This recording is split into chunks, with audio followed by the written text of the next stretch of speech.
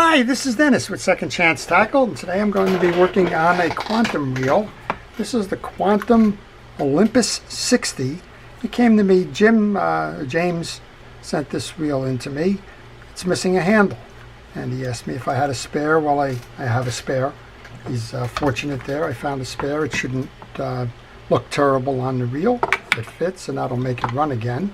Tells me he had it in the surf, and I guess the retainer must have popped off. Next thing you know, the handle's gone. Well, I did a little bit of a test on this one. I asked him if he'd like it serviced at the same time. There's a little bit of a grind to it. Not terrible, but it's there. And what we'll do is we're going to take this reel apart. I've never worked on a Olympus before, but I'm going to suspect that it's probably similar in a lot of ways to the optics reel. But we'll see. It's a 60 size reel. It's perfect for surf, pier, fishing from a boat, or casting from the shore. And well, let's see what it's made of. Show you the interior design of it, how to service, and how to keep it fishing for a long time to come. First thing we're going to do is remove the exterior pieces. Well, the handle was already removed. It was lost. We have that replacement. And we'll take the rest of this off and get a look underneath. While I do that, I want to encourage you to subscribe to my channel. If you like the art of reel repair, if you like to understand how reels are made, how they're serviced, and how to keep them fishing for a long time to come, I would ask you to subscribe. And to those of you that subscribed already, thank you. I appreciate your support. Quite honestly, the viewers are what makes the channel work here, but the forums, in terms of the comments, as well as the requests and the questions and the like. The channel's been developed as a show channel to show you how to do it yourself, and we take pride in trying to teach folks the art of reel repair so that they can keep their reels running, or if the reel's broken, give that reel a second chance. So I would certainly appreciate your subscribing. And if you do subscribe, use that notification. You'll see the reels and the videos I'm posting. I work on all kinds of reels. Today it's a saltwater spinning reel. Tomorrow it might be a freshwater bait caster. Yeah, I never know. You're looking at the reels that come into my shop for service, kind of looking over my shoulder.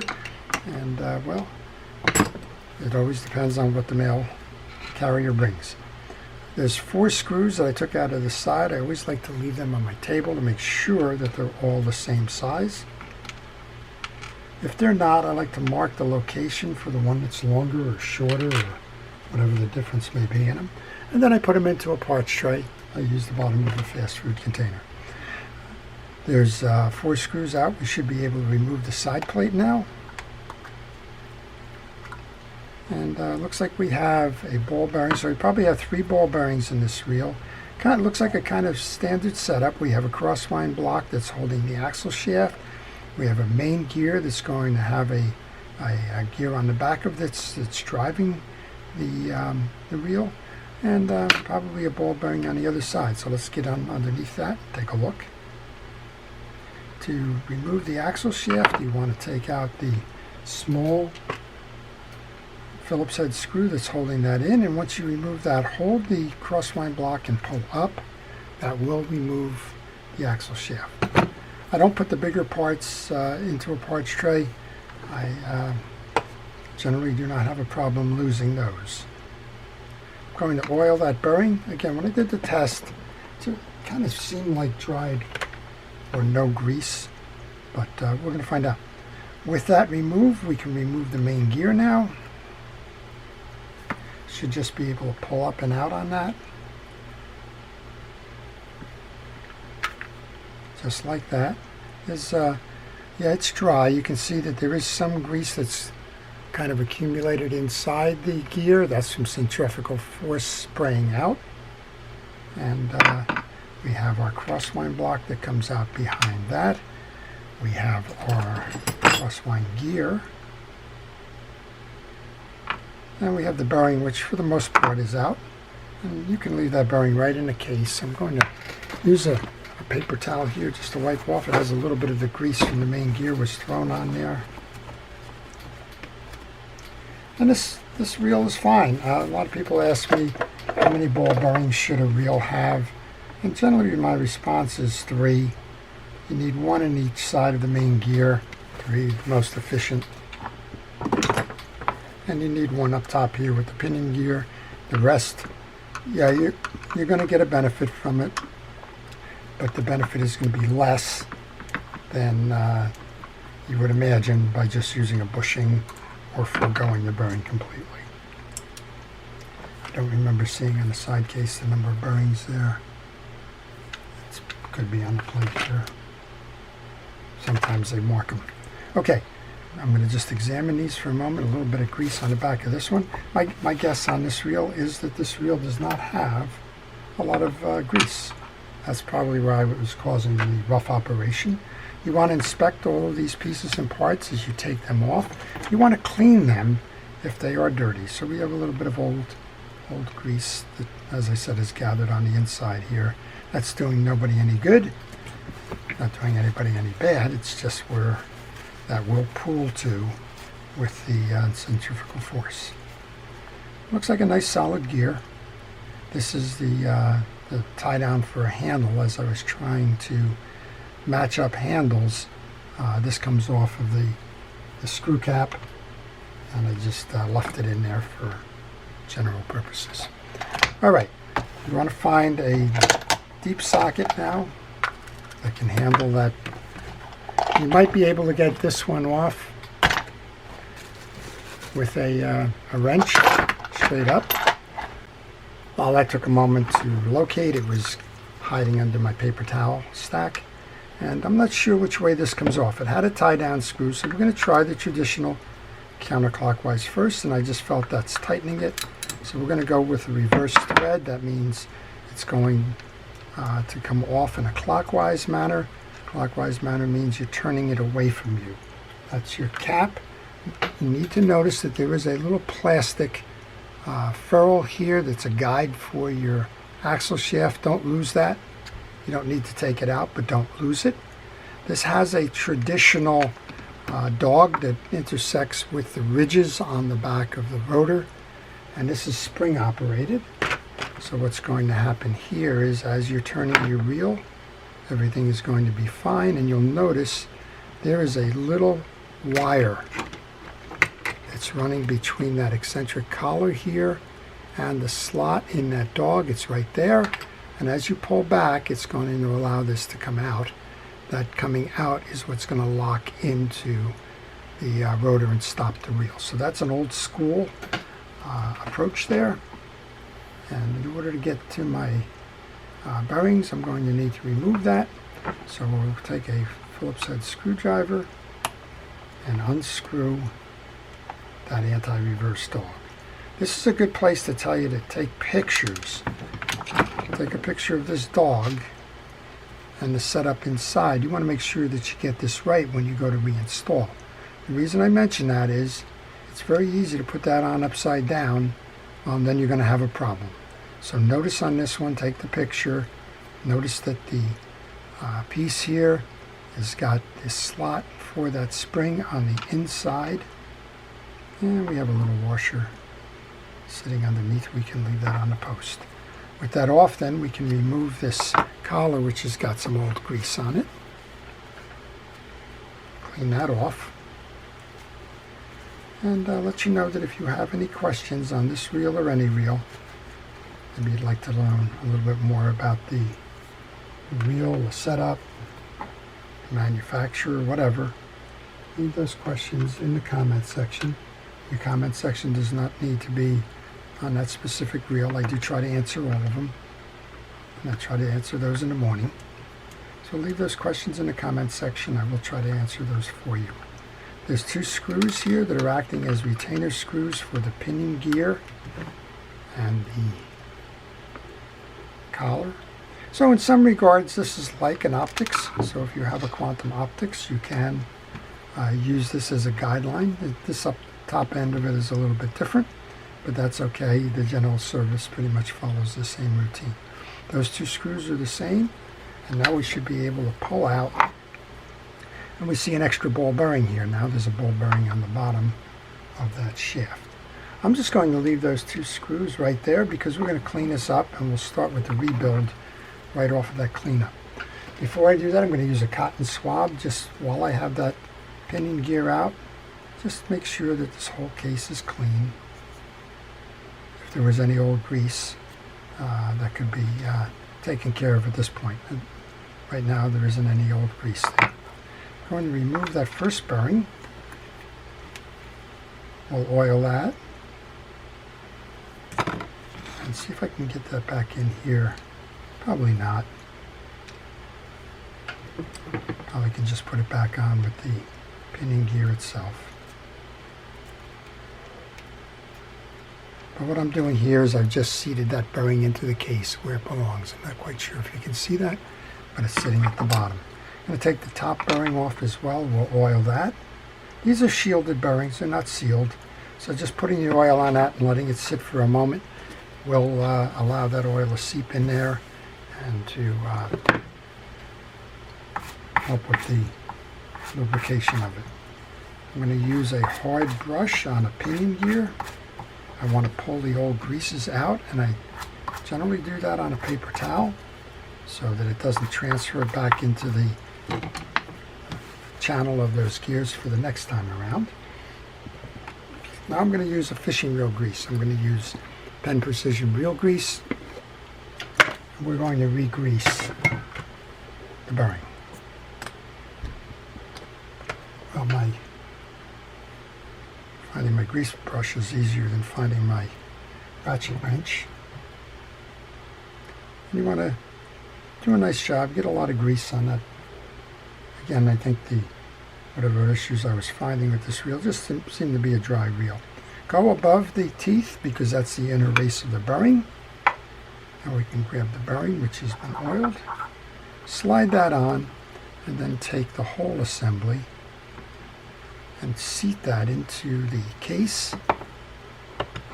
Make sure that the bearing is pushed down, the top bearing, there's 2 of them, pushed down so that it is flush with this case. Once you do that, we can grab those 2 screws and put the tie down for that back in place. It's only the little rim of that screw that holds the bearing from coming out, but if you miss it, your rotor is going to go flying off. The whole assembly will come out. I just had an interesting question come in on my forum. They had that happen. They had their whole rotor and everything pull right off the case. And there was a bushing, and the bushing shattered. I don't know what caused it to shatter, but the inner circle broke out of the outer circle and pulled everything right out. Interesting. All right, let's put this back together the way we found it then. We have that eccentric. That's a collar. It's going to go over and line up over this way somewhere. It's an approximate because we have to get the piece for the anti-reverse on.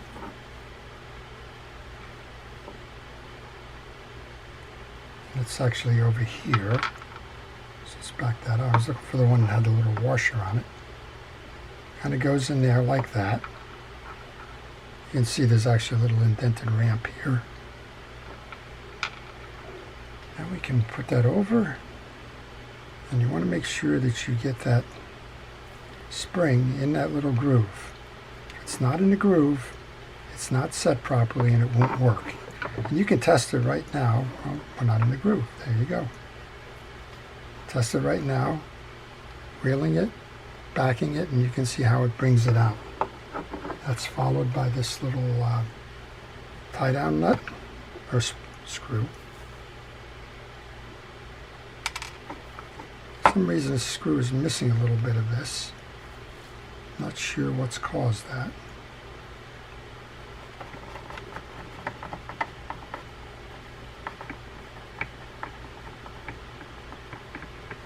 Okay, test it again when you're driving. It'll be in. That's probably a little bit too tight. I think what happened here, I know what happened here. When that little washer came out, and I showed you how to flip it, that little washer wound up on the bottom and belongs on the top. Not a problem, but you need to pay attention. Otherwise it will be a problem. So we'll reset that then. That little spring tab goes in top. Now we can put the washer and that screw back in.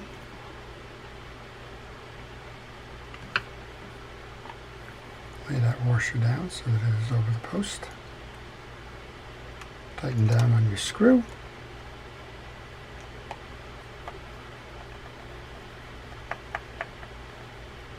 And test it again. Much better. You can see how that moves in and out by friction. Well, we want to install the rotor back again. I like to use penetrating oil on the seams of the bale and on the rotor. And just work it in. There's no indication that this is a malfunctioning bale, but that helps to just loosen up any dirt that might be in there. So just spray the 2 access points or seams, and then a drop of oil underneath where that trip lever is. And that's all you need to do. If you have a functioning bale, you do not need to take those arms off or to do anything unusual.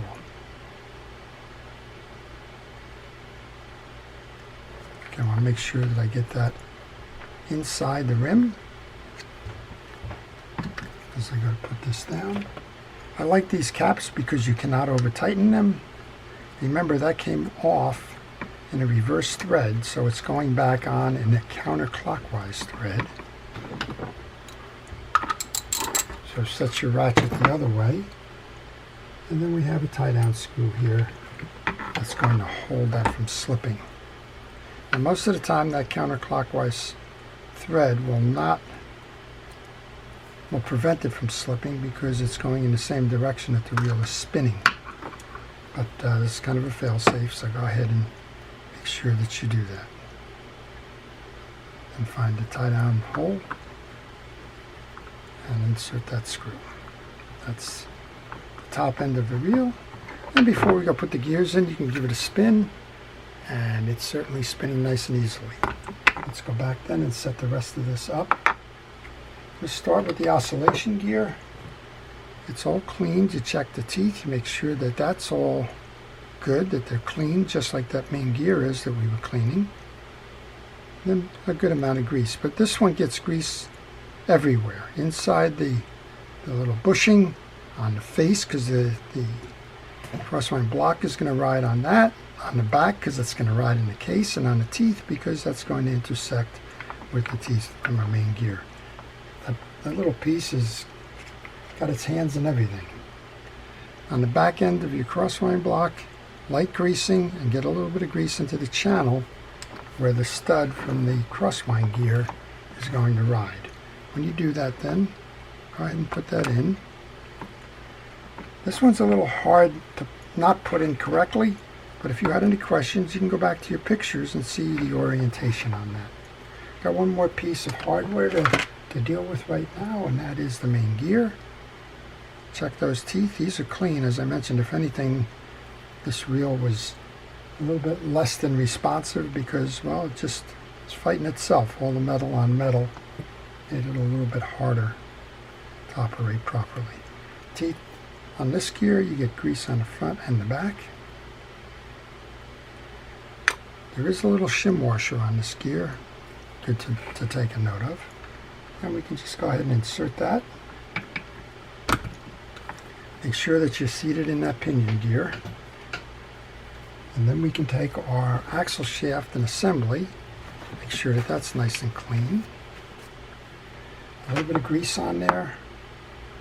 Don't put too much on, because as you come through the top end here with that little plastic piece on there, it's just going to scrape it off.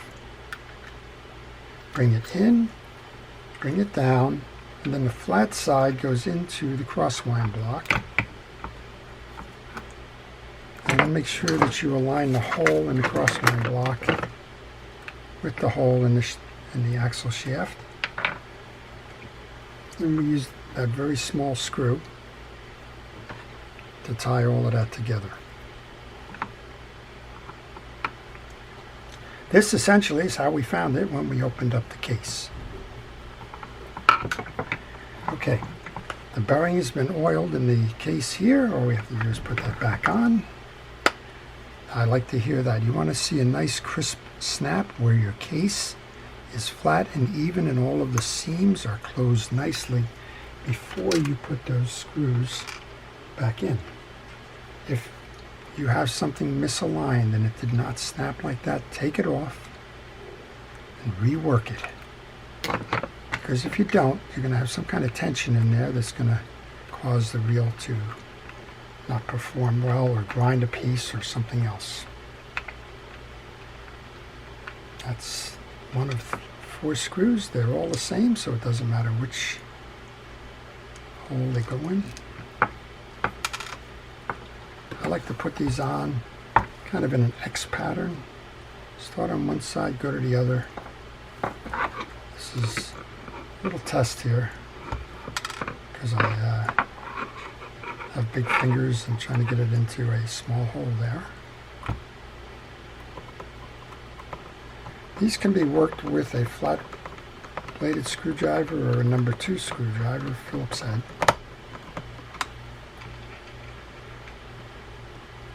I like the Phillips head. They don't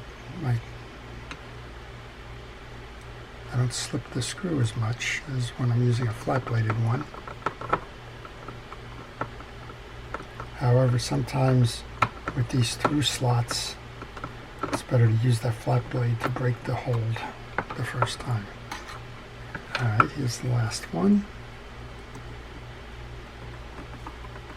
And we'll put that little bump guard on. We'll reinstall a different handle here because it didn't have one when we started, or when it came to me. Just make sure they're all tightened. I'll switch over to the flat bladed screwdriver for that last piece. Here's the handle. Oh, we need the bump guard. That's an advantage of using a parts tray. If you find something in your parts tray that you didn't know you were missing, you certainly know you're missing it when you go looking there. And I encourage you to find an organization scheme.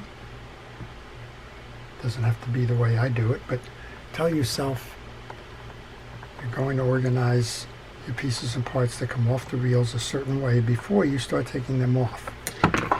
Those of you that watch the channel know I get a variety of reel in a bag projects come in from folks that, well, they didn't plan ahead. The pieces and parts went somewhere.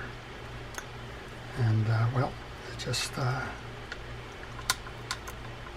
it a little bit more difficult. All right, we're taking the replacement handle. This one just happens to be a Quantum handle, but a lot of handles have a common sizing to them. So if you find that you're missing a handle, if you find somebody who's got handles, just go ahead and try and match them up. I have a few handles because, well, not all of the reels can be repaired. Some of them it's because they're just not economically viable to do it. Some of them because parts are not available and so on. And, well, I take pieces and parts off so that maybe in the future they can give another reel a second chance. All right, the new handle is installed. The reel has been serviced. We do want to touch on the main spool here and the drag system before we finish and give this a test. So we're going to remove the adjuster button, remove the spool. Inside the spool there is a 5-sided pentagonal clip. Hold your finger on it, it's a spring clip, and it rides in a groove. So take it out of the groove, and it will shoot if you're not careful, so be careful as you remove it. That's the 5-sided clip, and under that is a drag system. I'm going to think that these will be felt washers, but I've been wrong before. This has got a nice set of drags in here. It's quite a stack. So there's a lot of max drag in this one. So that's different from your optics as well. And these are hard drags. They don't need any lubrication. When you take them out, make sure you clean the cavity inside the spool because that's where the water is going to go. I noticed when we took these out that the first one in is a bottom washer, is a eared washer, and then we're going to alternate between the eared washers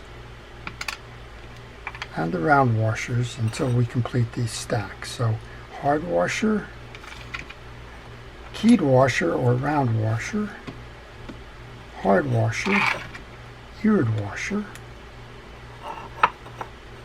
I want to make sure those studs get into that groove.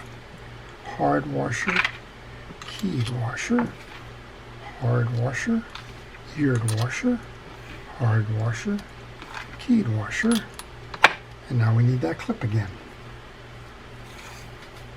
That's the drag stack. Again, because it's a hard washer, you do not need to oil them or grease them or anything. I get that question all the time from folks, what gets greased, what gets oiled, and what gets nothing. Hard washers that are non-permeable get nothing. Felt washers get oiled. And permeable washers like leather, cork, or fabric washers, they get grease because they can absorb it. Okay, the glove is off. There's nothing left but to give it a final test then. So it's comparable to the Olympics and the optics are similar, except that this one has at least one more ball bearing in it, probably two, and it's got much more of a drag stack. It has the 5 drag system, or the 10 drag if you want to count the metals, versus the 3 set in the optics. The optics also has felt washers, where these have the hard washers. Let's give it a ride. Nice smooth operation to it. Make sure that our belt trip works. Anti-reverses back to where it should be. This reel's ready to go fishing. And you know what? That handle doesn't even look terrible. Kind of matches the silvers, and even the side gray here is not something that's really terrible. So there you go. That's it. The Olympus by Quantum. It's the 60 size fishing reel. To our first responders and essential personnel, thank you for everything it is that you do to keep us safe. To all those watching, thank you for sticking with us. To those of you that have not subscribed, please do so to enjoy more of these types of videos. This is Dennis with Second Chance Tackle, wishing you great catches and have a nice day.